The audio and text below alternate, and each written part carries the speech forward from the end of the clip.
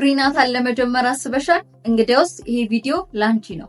ፕሪናታል ምንድነው? ለምንስ ነው የሚጠቅመው? እንደገና ደግሞ ፕሪናታል መውሰድ ያለባት ሴት ማነች?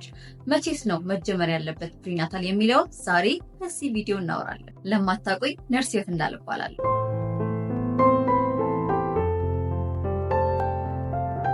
ፕሪናታል ማለት በአጠቃላይ ነፍሰ ጡር ሴት በእርግዝናዋ ጊዜ ማግኘት ያለባትን ቫይታሚን እና ሚኒራልን የያዘ ሰፕሊመንት ነው። በእርግዝና ጊዜ የሚወሰድና እንደገና ደግሞ ለማርገዝ ያሰበ ሴት የምትወስደው የተለያየ አይነት ቫይታሚኖች፣ አይረን፣ ካልሲየም፣ ፎሊክ አሲድ፣ የአሳ ዘይት፣ የተለያዩ በእርግዝና ጊዜ የሚያስፈልጉ ቫይታሚኖች ያሉበት ሰፕሊመንት ነው ማለት ነው። ፕሪናታል ስትገዢ ማወቅ ያለብሽ ነገር በውስጡ የፎሊክ አሲድ እና የአይረን መጠኑ ማወቅ አለብሽ።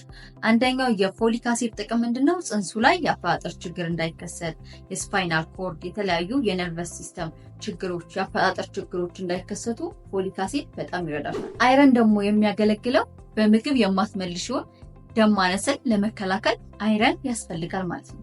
ስለዚህ በአንድ ፕሪናታል ውስጥ ስንት የአይረን እና የፎሊክ አሲድ መጠን አለው ብለሽ ነው መግዛት ያለብሽ ፕሪናታል ስትገዢ። ምክንያቱም ስታንዳርዱን የጠበቀ ፕሪናታል የሚባለው የፎሊክ አሲድ እና የአይረን መጠኑ ትክክል ሲሆን ነው ማለት ነው። ፎሊክ አሲድ 400 ማይክሮግራም ወይም ደግሞ 4 ሚሊግራም ፎሊክ አሲድ መያዝ አለበት በአንድ ፕሪናታል ውስጥ ማለት ነው። ከኋላ ላይ ስታነቢው ሁሉም የቫይታሚኖቹ ምን ያህል እንደያዙ አለው። እንደገና ደግሞ የአይረን መጠን ደግሞ 27 ሚሊግራም በውስጡ አንድ ፕሪናታል መያዝ አለበት ማለት ነው። ግን በእርግዝና ጊዜና ከማርገዝሽ በፊት የምትወስዱ የፎሊክ አሲድ መጠን ከዚህ በፊት የአፈጣጠር ችግር ከነበረ፣ ጽንሱ ላይ የተለያዩ የስፓይናል ቢፊዳ፣ ማይክሮሴፋሊ የሚባሉ የአፈጣጠር ችግሮች፣ የነርቭ ዘንግ ክፍተት ከነበረ የምትወስዱ የፎሊክ አሲድ መጠን ከኖርማል ሴት የተለየ ነው ማለት ነው። በኖርማል ሴት የምትወስደው የፎሊክ አሲድ መጠን ለማርገዝ ስታስብም ስታረግዝም 400 ማይክሮግራም ወይም ደግሞ 4 ሚሊግራም መውሰድ አለባት ማለት ነው።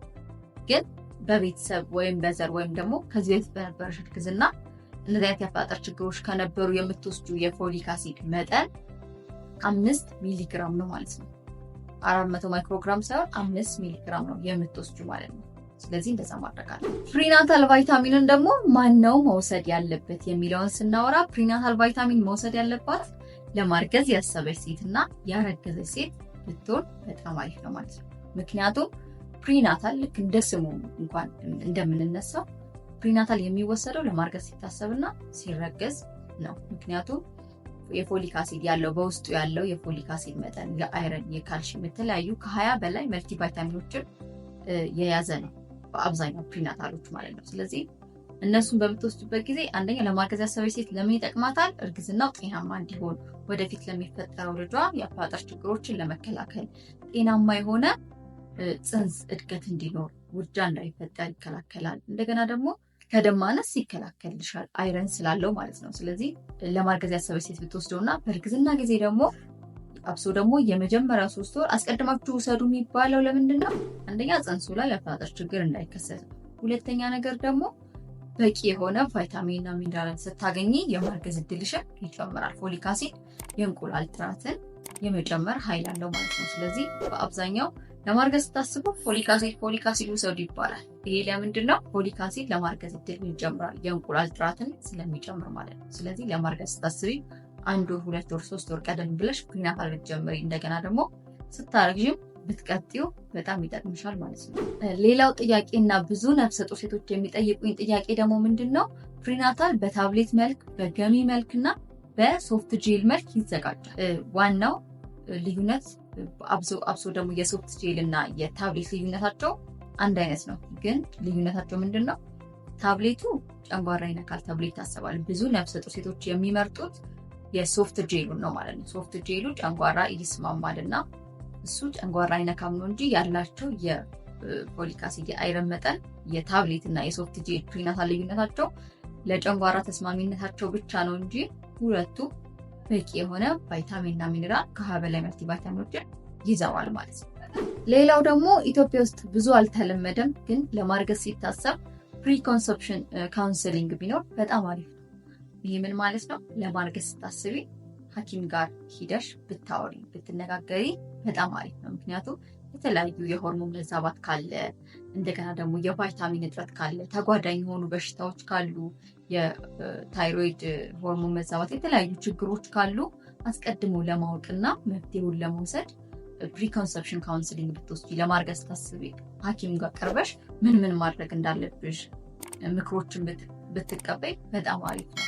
ምክንያቱም እርግዝናው ጤናማ እንዲሆን እንደገና ደግሞ የተለያዩ የቫይታሚኖች እጥረት ካሉብሽ ደግሞ እሱ ታክሞ ወደ ቀጣይ ስቴፕ እንድትገቢ በጣም ይረዳሻል። ኢትዮጵያ ውስጥ ብዙ አልተለመደም፣ ግን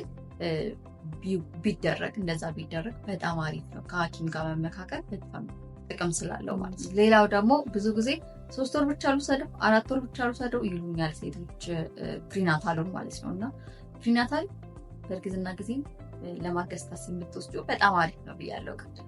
ግን እስከ መቼ ልውሰደው? ፕሪናታል ከመቼ ጀምሮ እስከ መቼ ነው የሚወሰደው ለምትሉኝ ደግሞ ፕሪናታል የሚወሰደው ከመጀመሪያው እስከ መጨረሻው 9 ወር እስከምትወልጂ ድረስ ፕሪናታል ብትወስጂ ለአንቺም ለፅንሱም እድገት ጤና በጣም አስፈላጊ ስለሆነ ማለት ነው። ምክንያቱም ዛሬ ይሄን ያህል ካሎሪ በላው እኮ፣ ዛሬ ይሄን ያህል ፕሮቲን አገኘው፣ ዛሬ ይሄን ያህል ካርቦሃይድሬት አገኘው ብለን አንበላም።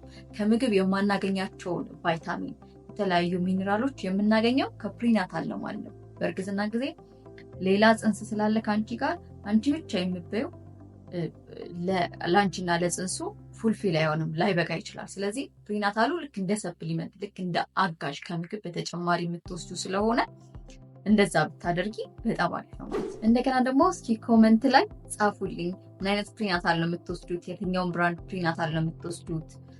ፕሪናታሉን አንብባችሁታል? ከኋላ ያለውን የቫይታሚን ዝርዝር ምን ነገሮችን እንደያዘ ከኋላ ያለውን አንብባችሁታል ወይ? ምንድን ነው የምትወስዱት ፕሪናታል? ለማርገዝ ካሰባችሁም ካረገዛችሁ የምትወስዱትን ፕሪናታል ኮመንት ላይ አስቀምጡልኝ። የተለያዩ በእርግዝና ጊዜ እንደገና ከወሊድ በኋላ በልጅ አያያዝ ዙሪያ እንዳለ የምትፈልጉትን ጥያቄ ጠይቁኝ፣ ኮመንት አድርጉልኝ፣ ቪዲዮ ሰራበታለሁ። ቤተሰብ ለመሆንም ደግሞ ሰብስክራይብ እያደረጋችሁ የደውሉ ምልክት በመጫን ቤተሰብ መሆን እንዳትረሱ። በጣም አመሰግናለሁ። ለዛሬ ያለኝን ጨርሻለሁ። ነርስ ህይወት ነበርኩኝ። ሰላም።